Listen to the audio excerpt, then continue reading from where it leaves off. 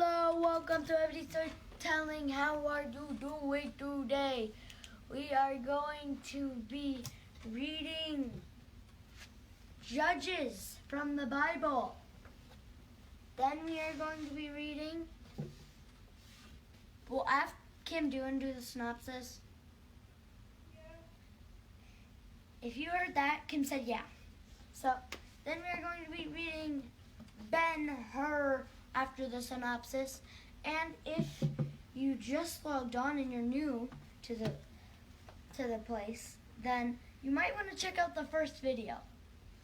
Yeah, that is true, and I highly recommend if you want to watch several of the story videos in succession to go ahead and check out a playlist, because we've got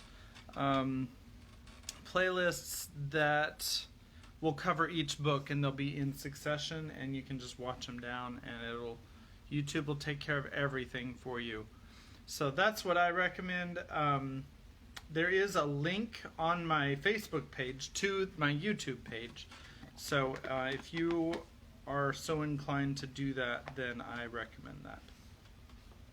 So we are on Judges chapter 17. Alonzi. This is the English Standard Version of the Bible, Judges chapter 17.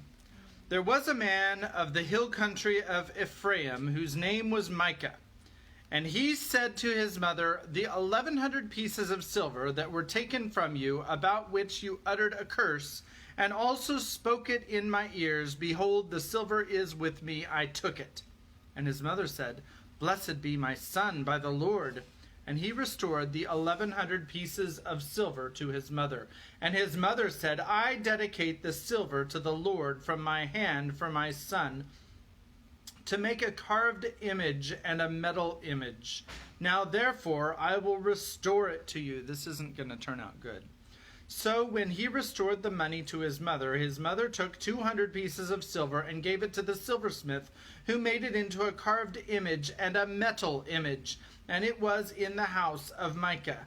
And the man Micah had a shrine, and he made an ephod and household gods, and ordained one of his sons, who became his priest. In those days there was no king in Israel. Everyone did what was right in his own eyes. Now there was a young man of Bethlehem in Judah, of the family of Judah, who was a Levite, and he sojourned there. And the man departed from the town of Bethlehem in Judah to sojourn where he could find a place. And as he journeyed, he came to the hill country of Ephraim, to the house of Micah. And Micah said to him, "Where do you come from?" And he said to him, "I am a Levite of Bethlehem in Judah, and I am going to sojourn where I may find a place." And Micah said to him, "Stay with me, and be to me a father and a priest, and I will give you 10 pieces of silver a year, and a suit of clothes, and your living." And the Levite went in, and the Levite was content to dwell with the man, and the young man became to him like one of his sons. And Micah ordained the Levite, and the young man became his priest, and was in the house of Micah. Then Micah said, "Now I know that the Lord will prosper me, because I have a Levite as a priest." That's the end of chapter 17. We'll have to find out how it turns out tomorrow when we read chapter 18. And I think we will be taking a break. Let's see, 18 is Tuesday, 19 is Wednesday, 20 is Thursday, and 21 is Friday. I think we will be taking a break from Judges before Christmas, so that we'll just read Luke and Matthew, where we have the Christmas story. Sorry about that. And yeah, so we'll do that. So at this time, Kimberly can come and give us the synopsis. Here she comes. Be careful, don't trip on that. I won't trip on it. Trip. So in the last few chapters, what happened was, the guy, I forget his name, Simonides, whichever it is, he was telling his daughter about how he was like originally a slave and he changed owners a few times, and then after he got freed, he became Ben-Hur's servant, and then after he was freed, he fell in love with Ben-Hur's servant, and she's like, if you became a servant with me, then I'll marry you. And like the thing was that she was offered her freedom and everything, but she refused it. She really liked Ben-Hur, so she stayed his slave. And then he... Well, at least the family, right? Yeah. And then he became their slave too. And then the guy died at sea. And then the thing happened with the tile. And the Romans thinking, oh look, an assassinator. Assassinator! It sounds like something that Doof would have made in Phineas and Ferb. It's called an assassin. I know.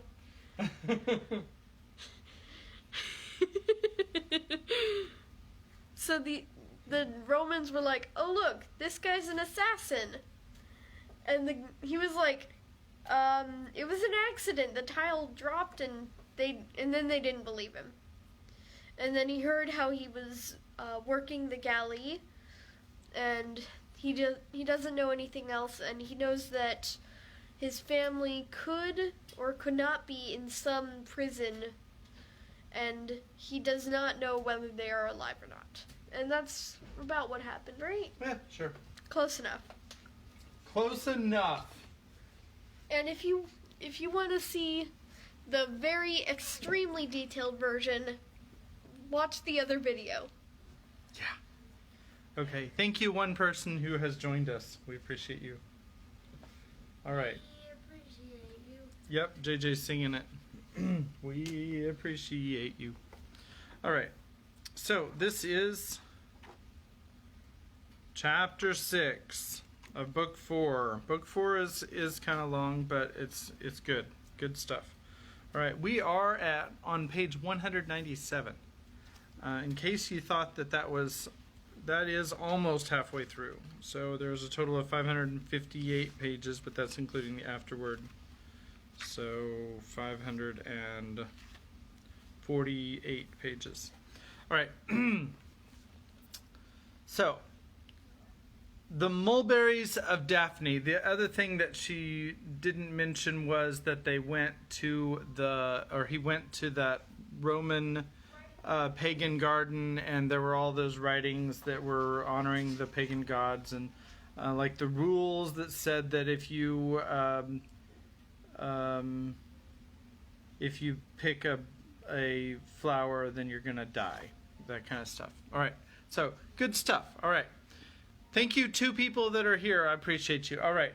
Chapter 6, the Mulberries of Daphne. That's the name of the garden that he's in. Okay, Ben-Hur entered the woods with the processions. He had not interest enough at first to ask where they were going, yet to relieve him from absolute indifference, he had a vague impression that they were in movement to the temples, which were the central objects of the grove, supreme in attractions.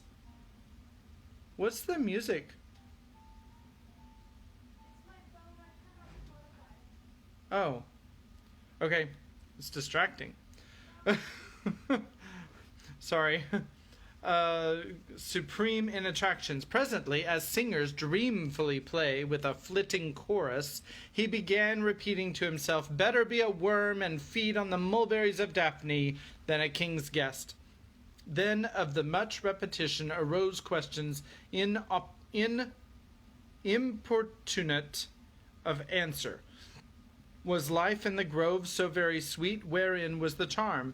Did it lie in some tangled depth of philosophy, or was it something, in fact something, on the surface discernible to everyday wakeful senses? Every year thousands, forswearing the world, gave themselves to service here. Did they find the charm, and was it sufficient when found to induce forgetfulness profound enough to shut out of mind the infinitely diverse things of life, those that sweeten and those that embitter, hopes hovering in the near future as well as sorrows born of the past? If the grove were so good for them, why should it not be good for him? He was a Jew. Could it be that the excellences were for all the world but children of Abraham? Forthwith he bent all his faculties to the task of discovery, unmindful of the singing of the gift-bringers and the quips of his associates. In the quest the sky yielded him nothing. It was blue, very blue, and full of twittering swallows. So was the sky over the city. Farther on, out of the woods at his right hand, a breeze poured across the road, splashing him with a wave of sweet smells blent of roses and consuming spices. He stopped, as did others, looking the way the breeze came.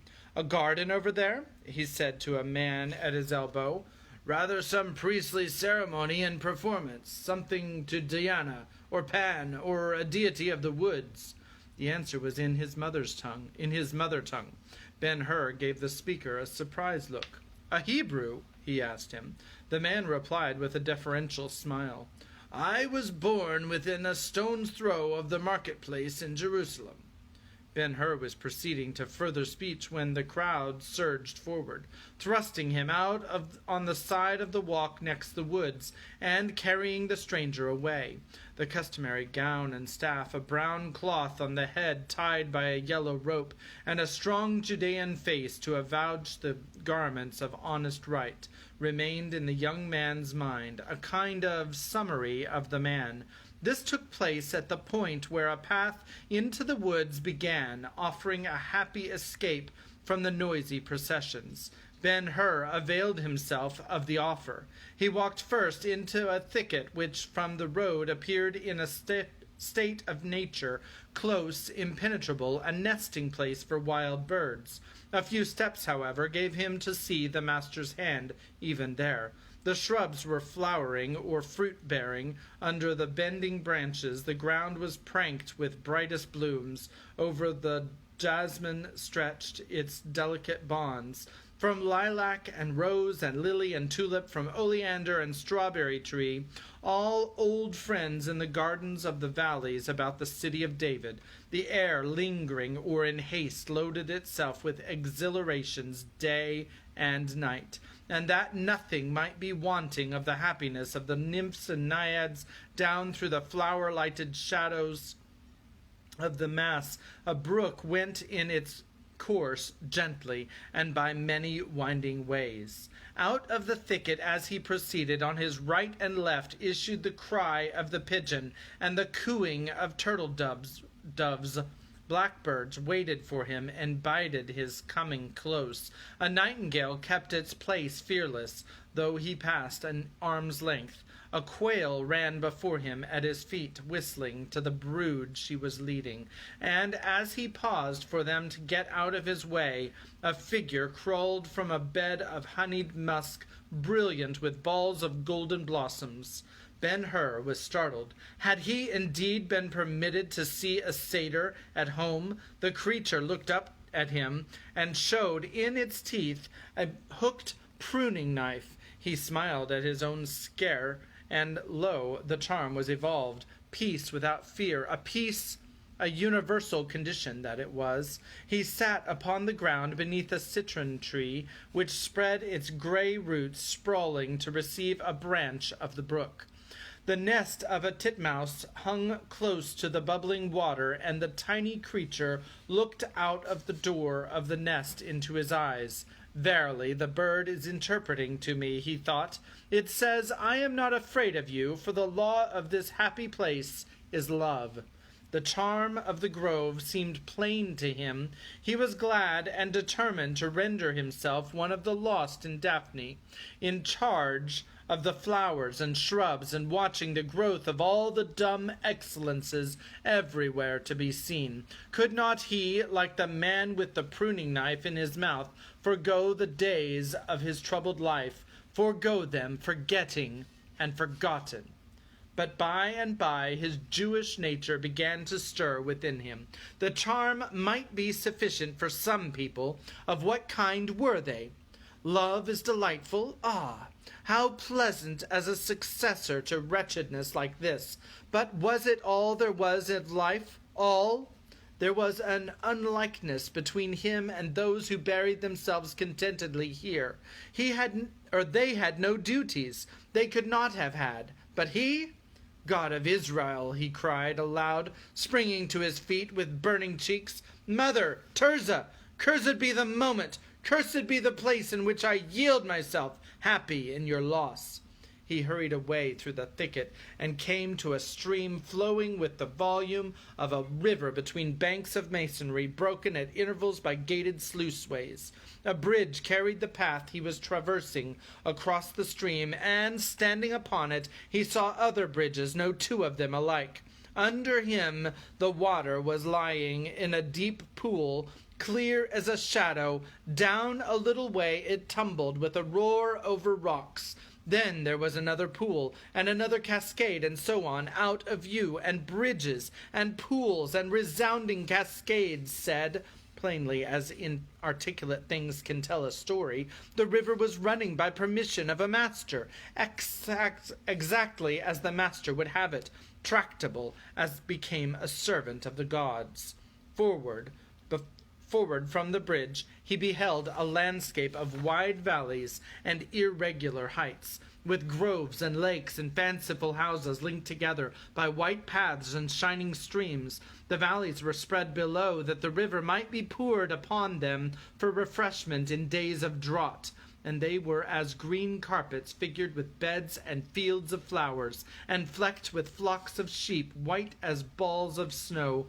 And the voices of shepherds following the flocks were heard afar, as if to tell him of the pious inscription of all he beheld. The altars out under the open sky seemed countless, each with a white-gowned figure attending it, while processions in white went slowly hither and thither between them, and the smoke of the altars, half risen, hung collected in pale clouds over the devoted places. Here, there, happy in flight, intoxicated in pause from object to object, point to point, now in the meadow, now on the heights, now lingering to penetrate the groves and observe the processions, then lost in efforts to pursue the paths and streams which trended mazily into dim perspectives, to end finally in, what might be a fitting end to scene so beautiful. What adequate mysteries were hidden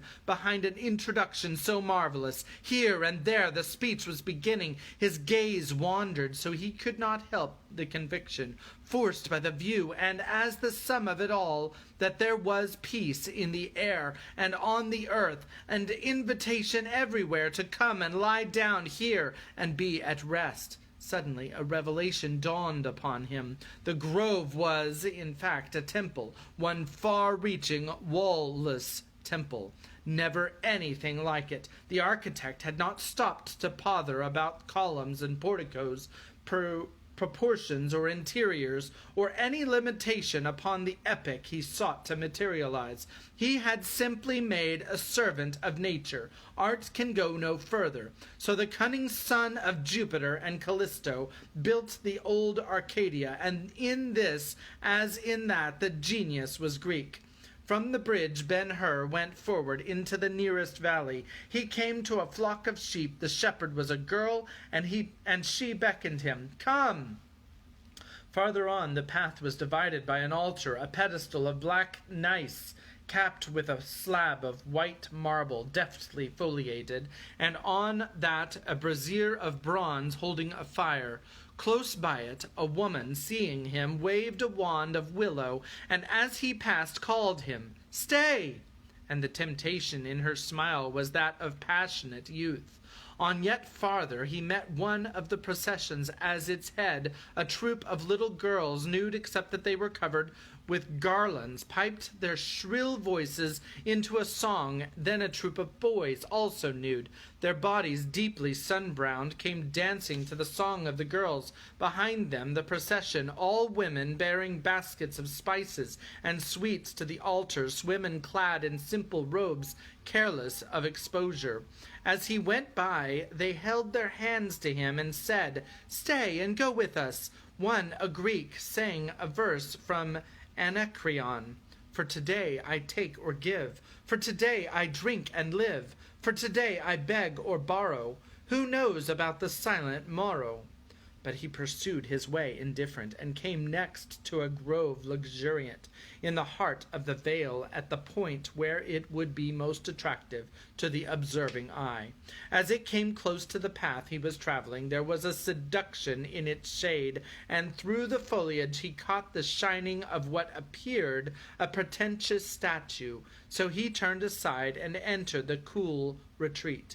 The grass was fresh and clean, the trees did not crowd each other, and they were of every kind native to the East, blended well with strangers adopted from far quarters, here grouped in exclusive companionship, palm trees plumed like queens, their sycamores overtopping laurels of darker foliage, and evergreen oaks rising verdantly, with cedars vast enough to be kings on Lebanon, and mulberries and terebinths so beautiful it is not hyperbole to speak of them as blown from the orchards of paradise. The statue proved to be a Daphne of wondrous beauty. Hardly, however, had he time to more than glance at her face. At the base of the pedestal a girl and a youth were lying upon a tiger's skin, asleep in each other's arms. Close by them the implements upon their service, his axe and sickle, her basket flung carelessly upon a heap of faded roses. The exposure startled him. Back in the hush of the perfumed thicket he discovered, as he thought, that the charm of the great grove was peace without fear, and almost yielded to it now in this sleep in the day's broad glare. This sleep at the feet of Daphne, he read a further chapter to which only the vaguest allusion is sufferable. The law of the place was love, but love without law. And this was the sweet peace of Daphne, this the life's end of her ministers, for the kings and princes gave of their revenues, for this a crafty priesthood subordinated nature, her birds and brooks and lilies, the river, the labor of many hands, the sanctity of altars, the fertile power of the sun. It would be pleasant now to record that as Ben-Hur pursued his walk, assailed by such reflections, he yielded somewhat to sorrow, for the votaries of the great outdoor temple, especially for those who by personal service kept it in a state so surpassingly lovely. How they came to the condition was not any longer a mystery. The motive, the influence, the inducement were before him. Some were there, no doubt, caught by the promise held out to their troubled spirits of endless peace in a consecrated abode, to the beauty of which, if they had not money, they could contribute their labor. This class implied intellect peculiarly subject to hope and fear, but the great body of the faithful could not be classed with such. Apollo's nets were wide and their meshes small, and hardly may one tell what all his fishermen landed. This less for that they cannot be described, than because they ought not to be. Enough that the mass were of the Sybarites of the world, and of the herds in number vaster and in degree lower, devotees of the unmixed sensualism to which the East was almost wholly given, not to any of the exaltations, not to the singing god or his unhappy mistress, not to any philosophy requiring for its enjoyment the calm of retirement, not to any service for the comfort there is in religion, nor to love in its holier sense, were they abiding their vows. Good reader, why shall not the truth be told here? Why not learn that at this age there were in all earth but two peoples capable of exaltations of the kind referred to, those who lived by the law of Moses, and those who lived by the law of Brahma? They alone could have cried you, better a law without love than a love without law. Besides that, sympathy is in great degree a result of the mood we are in at the moment. Anger forbids the emotion. On the other hand, it is easiest to take on when we are in a state of most absolute self-satisfaction. Ben-Hur walked with a quicker step, holding his head higher, and while not less sensitive to the delightfulness all about him, he made his survey with calmer spirit, though sometimes with curling lip. That is to say, he could not so soon forget how nearly he himself had been imposed upon. Chapter 7. The Stadium in the Grove. In front of Ben-Hur there was a forest of cypress trees, each a column tall and straight as a mast. Venturing into the shady precinct, he heard a trumpet gaily blown, and an instant after saw lying upon the grass close by the countryman whom he had run upon in the road going to the temples. The man arose and came to him. "I give you peace again," he said pleasantly. "Thank you," Ben-Hur replied, then asked, "Go you my way?" "I am for the stadium, if that is your way." "The stadium?" "Yes. The trumpet you heard but now was a call for the competitors." "Good friend," said Ben-Hur frankly, "I admit my ignorance of the grove, and if you will let me be your follower, I will be glad." "That will delight me. Hark! I hear the wheels of the chariots. They are taking the track." Ben-Hur listened a moment, then completed the introduction by laying his hand upon the man's arm and saying, "I am the son of Arius the Doomvir, and thou?" "I am Malach, the servant of Antioch." "Well, good Malach, the trumpet and the gride of wheels and the prospect of diversion excite me. I have some skill in the exercises. In the palastrae of Rome I am not unknown. Let us to the course." Malach lingered to say quickly, "The Doomvir was a Roman, yet I see his son in the garments of a Jew." "The noble Arius was my father by adoption," Ben-Hur answered. "Ah, I see, and beg pardon."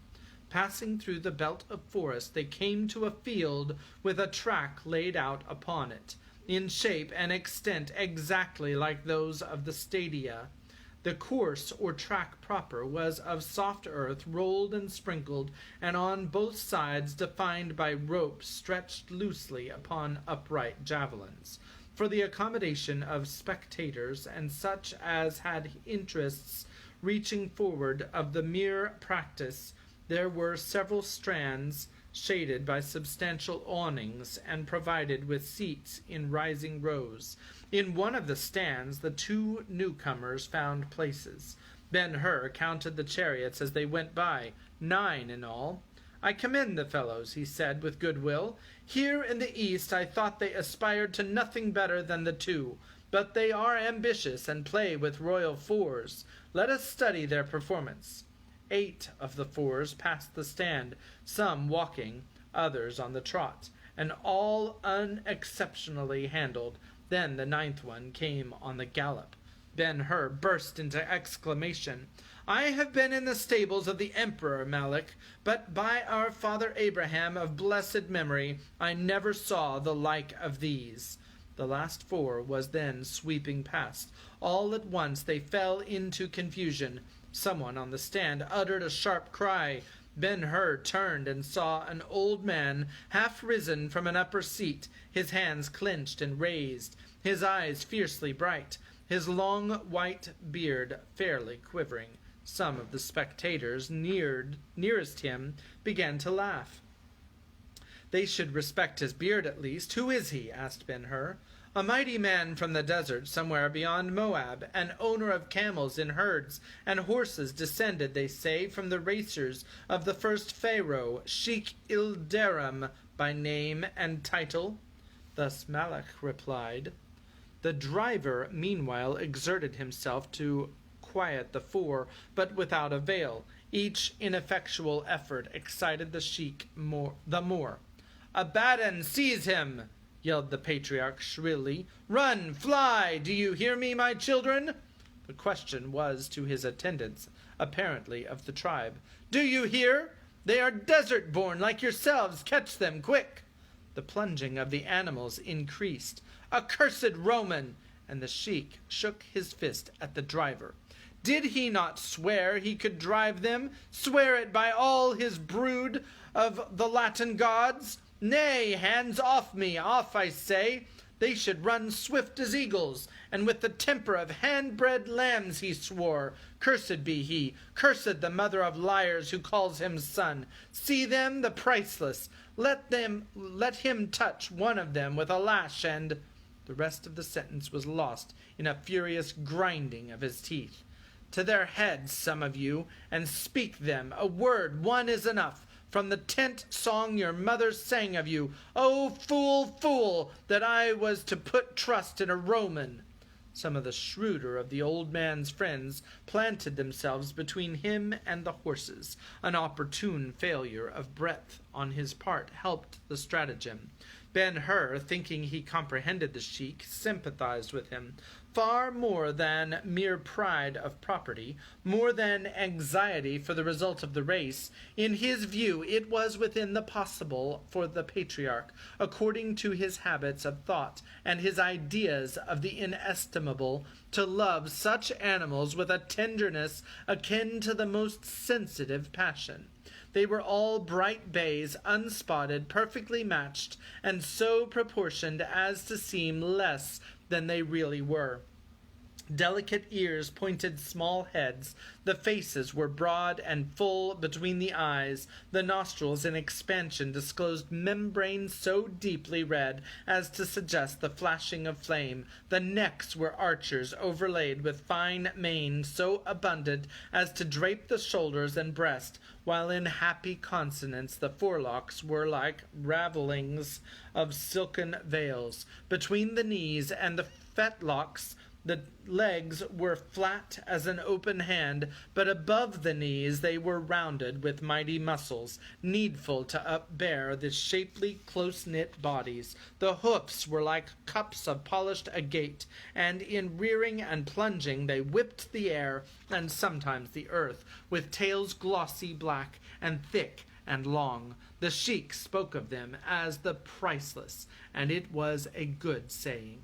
In this second and closer look at the horses, Ben-Hur read the story of their relation to the master. They had grown up under his eyes, objects of his special care in the day, his visions of pride in the night, with his family at home in the black tent out on the shadeless bosom of the desert, as his children beloved, that they might win him a triumph over the haughty and hated Roman. The old man had brought his loves to the city, never doubting they would win, if only he could find a trusty expert to take them in hand, not merely one with skill, but of a spirit which their spirits would acknowledge. Unlike the colder people of the West, he would not protest the driver's inability and dismiss him civilly. An Arab and a sheik, he had to explode and rive the air about him with clamor.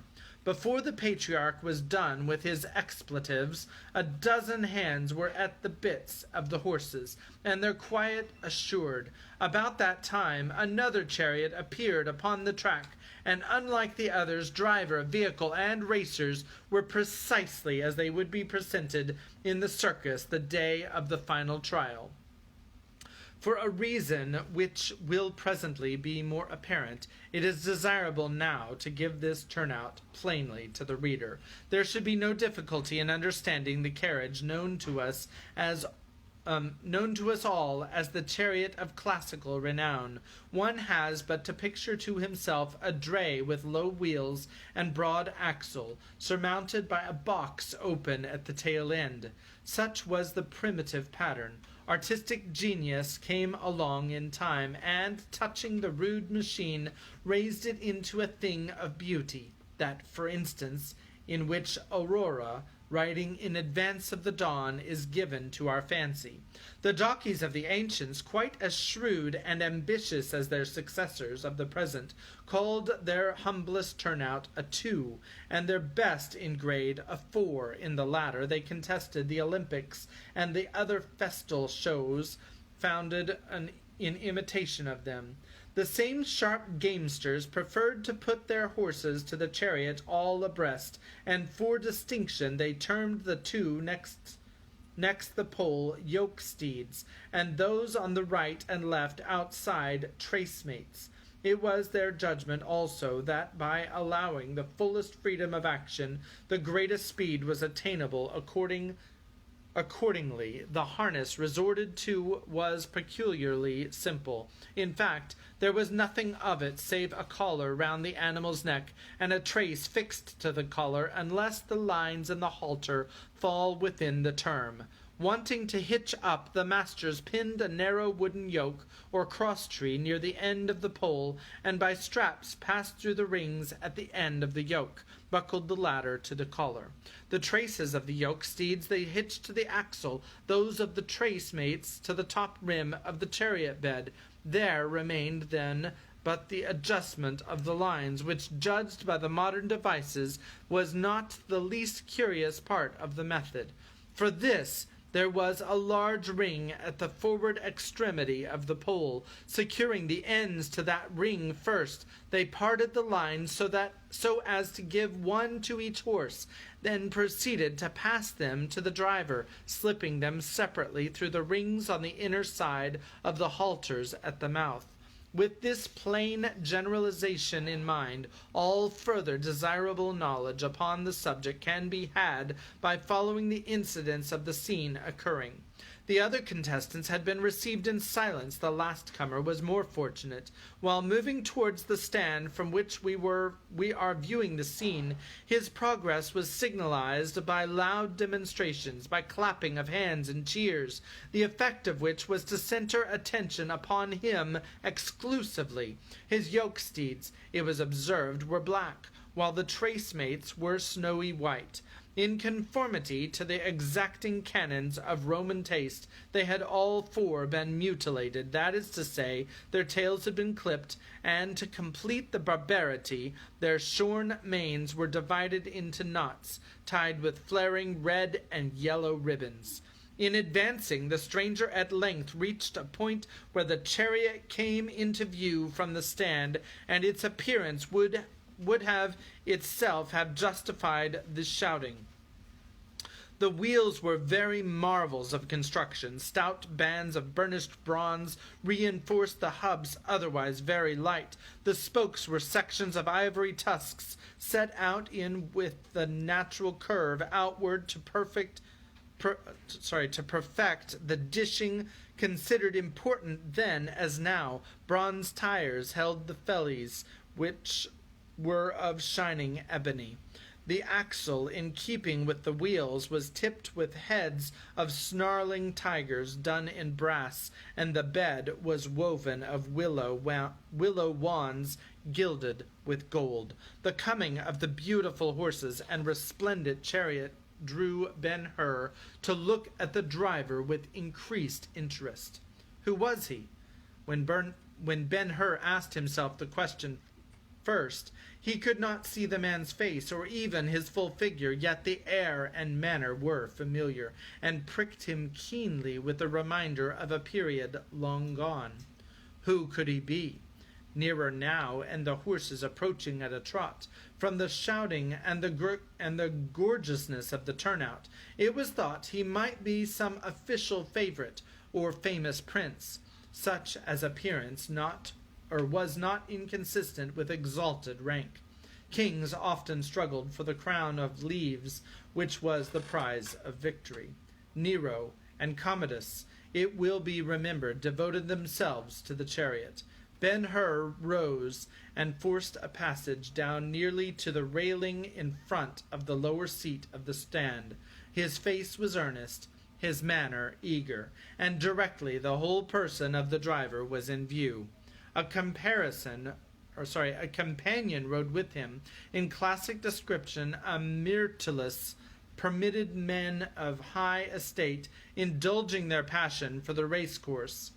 Ben-Hur could see only the driver standing erect in the chariot, with the reins passed several times round his body, a handsome figure scantily covered by a tunic of light red cloth, in the right hand a whip, in the other the arm raised and lightly extended the 4 lines.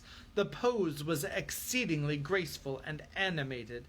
The cheers and clapping of hands were received with statuesque indifference. Ben-Hur stood transfixed. His instinct and memory had served him faithfully. The driver was Messala. By the selection of horses, the magnificence of the chariot, the attitude and display of person, above all by the expression of the cold, sharp, eagle features imperialized in his country by sway of the world through so many generations, Ben-Hur knew Messala, unchanged, as haughty, confident, and audacious as ever, the same in ambition, cynicism, and mocking insouciance. Chapter 8 is the Fountain of Castalia. The first word is as. And this one looks like it's too long to finish tonight. Oh. So I'm going to continue on tomorrow when we find out